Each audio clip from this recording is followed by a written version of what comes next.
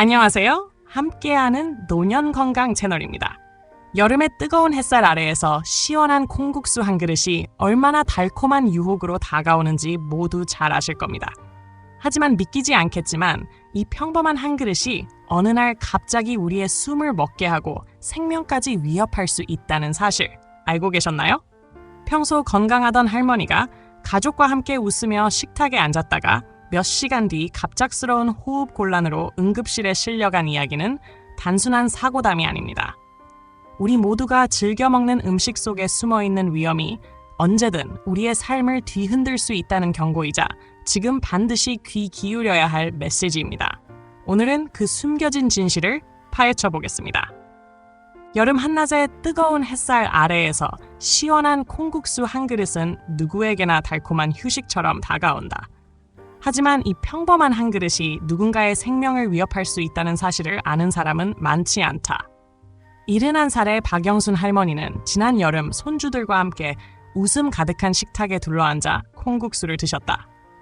늘 그렇듯 손주들과 함께하는 시간이 가장 큰 행복이었고 콩국수의 고소하고 시원한 맛은 그날도 할머니의 마음을 따뜻하게 했다. 그러나 몇 시간이 지나지 않아 갑작스러운 가슴 답답함과 호흡 곤란이 찾아왔고 가족들은 놀라 허둥지둥 구급차를 불러 할머니를 응급실로 이송했다.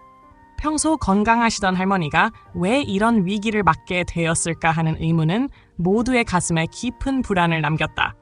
의사의 검사 결과는 충격적이었다. 바로 콩국수 속에 담긴 높은 칼륨이 노화로 기능이 약해진 신장을 압박하여 심각한 호흡 장애를 일으킨 것이다.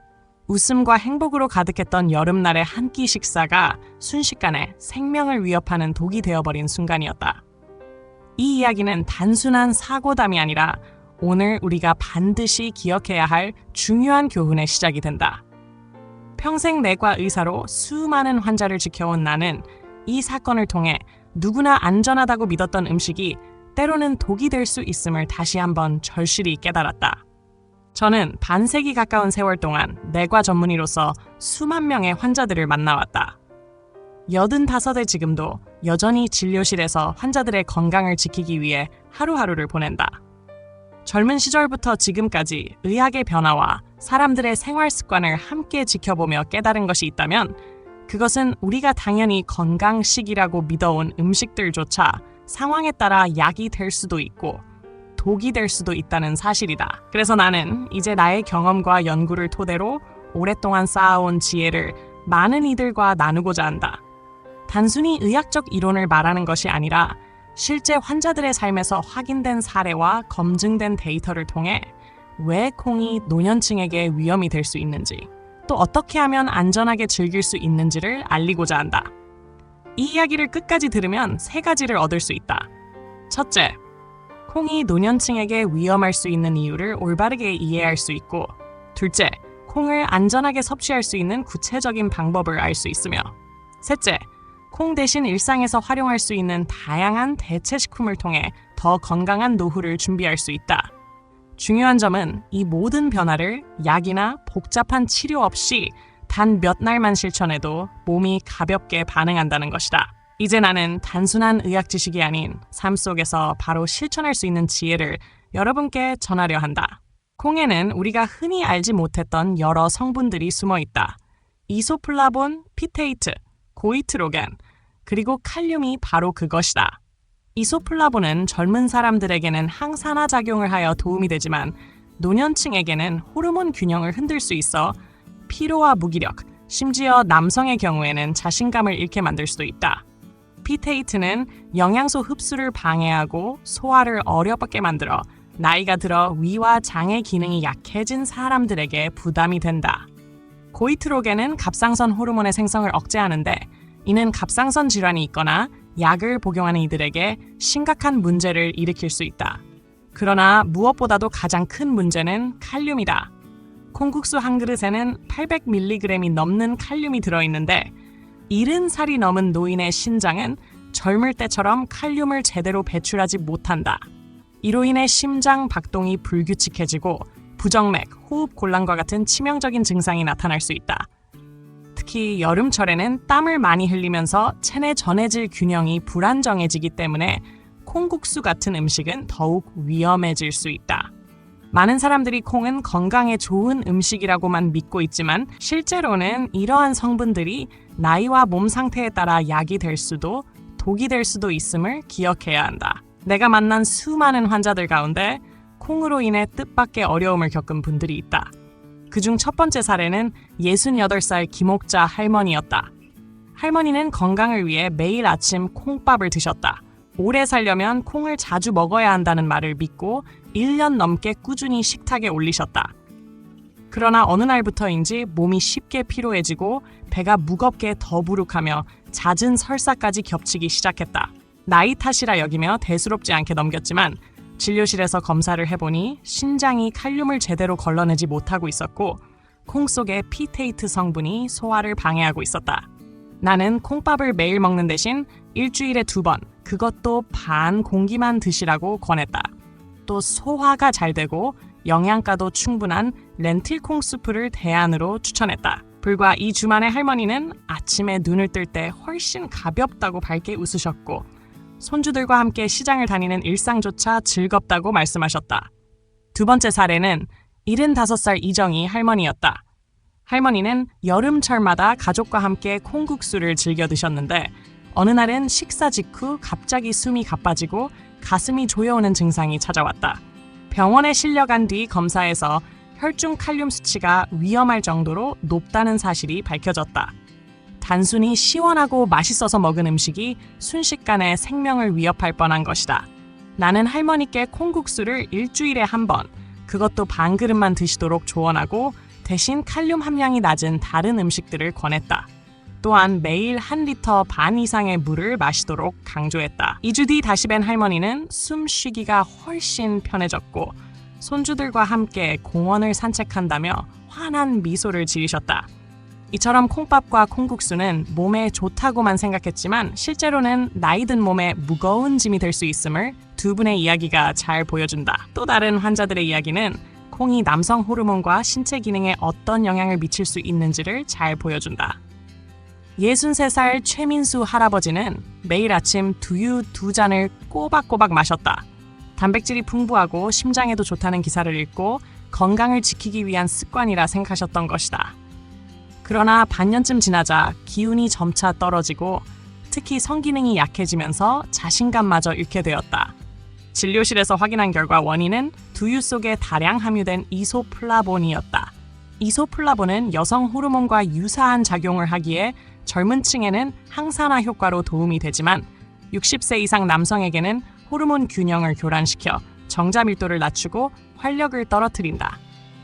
나는 할아버지께 두유를 일주일에 3번 한 잔만 드시도록 줄이고 대신 계란이나 흰살 생선을 단백질 공급원으로 드시라고 권했다. 3주가 지나 다시 찾아온 할아버지는 아침에 일어나는 것이 한결 가볍고 손주들과 자전거를 타며 예전의 자신감을 되찾았다며 환히 웃으셨다. 이어서 75살 이정희 할머니의 사례도 있다. 여름마다 가족과 함께 시원한 콩국수를 즐기셨던 할머니는 어느 날 식사 후 갑자기 호흡 곤란을 겪고 응급실로 실려갔다. 혈액 검사에서 칼륨 수치가 위험한 수준으로 치솟아 있었던 것이다. 단순히 맛과 시원함 때문에 먹던 콩국수가 심장을 위협한 것이다. 나는 할머니께 콩국수를 한 달에 1번 반 그릇만 드시도록 하고 대신 청국장이나 렌틸콩 수프를 추천했다. 또한 하루 1리터 반 이상의 수분을 섭취하도록 당부했다. 2주 뒤 다시 뵌 할머니는 숨쉬기가 편해지고 손주들과 공원을 함께 거니는 기쁨을 되찾았다며 환한 미소를 지으셨다. 두 분의 이야기는 콩이 모두에게 이롭다고 믿는 통념을 깨트리며 특히 노년층에게는 양과 방식이 생명을 좌우할 수 있음을 분명히 보여준다. 약과 음식은 서로 깊이 연결되어 있으며 콩은 특히 그 영향을 크게 드러내는 식품이다. 66살 윤미경 할머니는 몇 해 전 갑상선 기능 저하증 진단을 받고 매일 아침 약을 빠짐없이 복용했다. 그런데 할머니는 약을 삼킬 때마다 습관처럼 두유 한 잔을 함께 마셨다. 몸에 좋은 음식이니 약과 함께 먹으면 더 효과가 있지 않을까 하는 생각 때문이었다. 하지만 몇 달이 지나도 피로가 사라지지 않고 머리가 무겁고 집중이 흐려졌다. 진료실에서 검사해보니 원인은 두유 속에 들어있는 이소플라본과 고이트로겐 성분이었다. 이 성분들은 갑상선 호르몬의 생성과 약의 흡수를 방해해 약효를 떨어뜨리는 결과를 낳았다. 나는 할머니께 약을 복용할 때는 반드시 두유를 피하고 2-3시간 간격을 두라고 조언했다. 또한 두유 섭취량도 하루 한 잔 200ml 이하로 줄이고 아침 식사에는 계란이나 된장국 같은 소화가 쉬운 음식을 곁들이도록 권했다. 한 달 뒤 다시 찾아온 할머니는 몸이 한결 가벼워졌고 손주들과 이야기할 때 머리가 맑아졌다며 활짝 웃으셨다. 혈액 검사에서도 호르몬 수치가 정상으로 돌아왔고 피로감도 줄어들었다. 비슷한 문제를 겪은 환자들은 한둘이 아니었다. 69살 김영자 할머니 역시 약효가 떨어져 무기력증을 호소했지만 복용 시간을 조정하고 콩 섭취를 줄이자 3주 만에 예전의 활기를 되찾았다. 이처럼 약과 콩의 상호작용은 결코 가볍게 여길 문제가 아니다. 단순히 섭취 시점을 조절하는 작은 습관 하나만으로도 약효가 배가 되고 삶의 질이 달라질 수 있다. 콩은 모두에게 똑같이 작용하지 않으며 특히 특정한 건강 상태를 가진 사람들에게는 더 큰 주의가 필요하다. 내가 50년 넘게 환자들을 돌보며 깨달은 것은 겉으로 건강해 보이는 이들조차도 음식 하나로 인해 예기치 못한 위험에 빠질 수 있다는 사실이었다. 첫째로, 심장과 신장 기능이 약한 분들은 콩을 조심해야 한다. 72살 김만수 할아버지는 매일 콩밥을 드시며 건강을 챙긴다고 믿었지만 점차 다리가 붓고 숨이 차오르기 시작했다. 검사 결과 칼륨이 몸속에 쌓여 심장에 부담을 주고 있었다. 콩밥을 줄이고 수분을 충분히 섭취한 뒤에야 증상이 호전되었다. 둘째로, 갑상선 질환이 있는 이들에게 콩은 위험할 수 있다. 고이트로겐 성분이 호르몬 생성을 방해해 약효를 떨어뜨리기 때문이다. 67살 박순자 할머니는 갑상선 약을 복용하면서도 매일 두유를 마셨는데 피로가 사라지지 않았다. 약 복용 전후로 콩을 피하라는 지침을 지킨 뒤 몸이 가벼워지고 활기를 되찾았다. 셋째로, 60세 이상 남성에게도 콩은 호르몬 균형 깨뜨릴 수 있다. 이소플라본이 여성 호르몬처럼 작용해 정자 밀도를 낮추고 활력을 떨어뜨리기 때문이다. 65살 이영호 할아버지는 두유를 매일 2잔씩 마시다가 기운이 빠지고 자신감이 줄었으나 섭취량을 줄이고 흰살 생선과 계란으로 대체하면서 다시 활기를 찾았다. 마지막으로 소화기가 약하거나 과민성 대장 증후군을 가진 이들에게 콩은 큰 부담이 될 수 있다. 60살 최영숙 할머니는 매일 콩밥을 드시다가 배가 더부룩하고 설사로 고생했지만 렌틸콩 수프로 바꾼 뒤에야 편안함을 되찾았다. 이처럼 신장, 갑상선, 호르몬, 소화 문제를 가진 이들은 특히 콩 섭취에 신중해야 한다. 자신의 몸 상태를 알고 맞는 방식을 선택하는 것이 건강을 지키는 첫걸음이다. 콩을 완전히 끊을 필요는 없다. 중요한 것은 얼마나, 언제, 어떻게 먹느냐이다. 나는 수많은 환자들에게 콩을 안전하게 즐기는 간단한 방법을 알려주었고 작은 조정만으로도 삶이 눈에 띄게 달라졌다. 일반적으로 건강한 사람은 하루 25g, 큰 숟가락 2-3술 정도면 충분하다. 그러나 신장 기능이 약하거나 갑상선 질환이 있는 고위험군은 그 절반인 12g, 숟가락 1-2술로 줄이는 것이 안전하다. 콩국수 한 그릇에는 5에서 70g 이상의 콩이 들어있어 고령자에게는 큰 부담이 될 수 있으므로 한 달에 한 번 반 그릇 이하로 제한하는 것이 좋다. 콩밥은 격일로 반 공기만, 두유는 하루 한 팩 200ml 이하로 줄이면 위험을 피하면서도 이로운 점을 얻을 수 있다. 또한 섭취 시간도 중요하다. 저녁보다는 아침에 소량 먹는 것이 좋다. 신장은 저녁에 칼륨을 배출하기가 더 힘들기 때문이다. 실제 연구에서도 저녁에 칼륨이 많은 음식을 먹으면 신장 부담이 20% 이상 늘어난다는 결과가 있었다. 그래서 나는 환자들에게 늘 콩국수나 두유는 점심 이전에 드시라고 권한다. 그리고 하루 1리터 반에서 2리터 정도 물을 충분히 마시면 칼륨을 배출하는 데 도움이 된다. 68살 박미영 할머니는 매일 콩밥을 먹다 소화 불편과 피로를 겪었지만 콩밥을 격일로 반 공기만 먹고 아침에만 드시도록 바꾸자 열흘 만에 배가 편하고 하루 종일 기운이 났다며 활짝 웃으셨다. 이처럼 섭취량을 줄이고 시간을 조절하는 작은 습관 하나가 건강을 지키는 큰 비결이 된다. 콩을 줄이거나 피해야 한다면 무엇을 대신 먹어야 할까 하는 고민은 많은 환자들이 내게 물어온 질문이었다.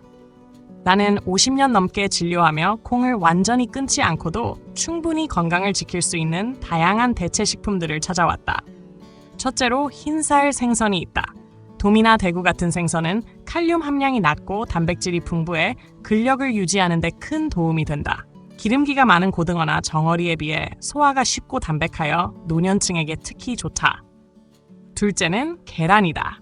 삶거나 스크램블로 조리하면 간편하고 소화가 잘 되어 아침 식사로 알맞다. 셋째는 병아리콩과 렌틸콩이다.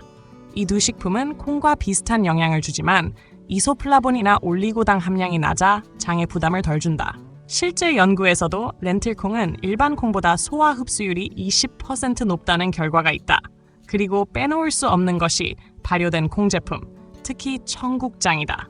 발효 과정에서 이소플라본과 고이트로겐의 양이 줄어들어 훨씬 안전하며 장내 유익균을 늘려 면역력을 강화한다는 연구 결과도 있다. 실제로 67살 박미자 할머니는 콩국수를 즐겨 드시다가 늘 소화 불편을 겪었는데 내가 권한 대로 콩국수를 대신해 청국장찌개를 일주일에 2-3번 드신 뒤 불과 2주 만에 배가 편안해지고 기운이 난다며 웃으셨다. 조리법도 중요하다. 흰살 생선은 찌거나 구워야 영양이 보존되고 기름이 적어 좋고 병아리콩은 샐러드로, 렌틸콩은 따뜻한 수프로 만들어야 부담 없이 즐길 수 있다. 볶음 요리는 기름이 많아 피하는 것이 바람직하다. 70살 이영순 할머니도 콩밥 대신 렌틸콩 수프로 바꾼 뒤 열흘 만에 배가 편하고 잠도 잘 온다고 말씀하셨다. 이렇게 콩 대신 선택할 수 있는 식품들은 맛과 영양을 모두 지키면서도 몸에 부담을 덜어주는 길이 된다. 오늘의 이야기를 마무리하며 나는 환자들과 함께 확인한 3가지 황금 원칙을 다시 강조하고 싶다. 첫째, 아무리 좋은 음식도 과하면 해롭다는 사실이다. 콩국수 한 그릇이나 두유 한 팩도 그대로 즐기기보다는 반으로 줄여야 신장과 심장, 갑상선에 부담이 되지 않는다. 둘째, 자신의 몸 상태를 정확히 아는 것이 중요하다. 신장 기능이 약하거나 갑상선 질환을 앓고 있는지 혹은 소화기가 예민한지를 확인하고 그에 맞게 음식을 선택해야 한다. 셋째, 의학적 근거가 있는 정보를 믿고 잘못된 소문에 흔들리지 않는 것이다. 청국장이나 흰살 생선, 렌틸콩 같은 대체 식품은 값비싼 약이나 보조제 없이도 몸을 회복시키는 힘을 갖고 있다. 71살 박영순 할머니가 그 증거다. 여름날 콩국수로 인해 호흡 곤란을 겪고 병원에 실려갔던 할머니는 식단을 바꾸고 청국장과 흰살 생선을 즐기며 2달 만에 다시 손주들과 공원을 거닐 수 있을 만큼 회복했다. 이제 매일 아침 청국장 한 숟갈과 삶은 계란으로 하루를 시작하며 혈압도 안정되고 숨쉬기도 한결 편해졌다. 나는 환하게 웃으며 이제 손주들과 함께 뛰놀 수 있어 행복하다는 할머니의 모습을 잊지 못한다. 건강은 거창한 것이 아니다. 하루 10g의 콩을 줄이고 청국장 한 숟갈이나 흰쌀 생선 한 조각으로 대체하는 작은 습관이 삶 전체를 바꿀 수 있다. 여러분도 오늘 저녁 부엌에서 청국장 찌개를 끓이고 가족과 함께 둘러앉아 웃는 모습을 상상해보라. 단 사흘만 실천해도 몸이 가벼워지고 마음이 달라질 것이다. 내 환자 10명 중 9명이 첫 주 안에 변화를 느꼈다고 고백했다. 이제는 여러분 차례다. 오늘 들은 비결을 하나씩 실천하고 그 변화를 나누어 더 많은 이들이 건강한 노후를 즐길 수 있기를 진심으로 바란다. 오늘도 함께 해주셔서 감사합니다. 작은 습관의 변화가 건강한 내일을 만듭니다. 함께하는 노년 건강은 늘 여러분의 곁에 있겠습니다. 다음 영상에서 다시 뵙겠습니다.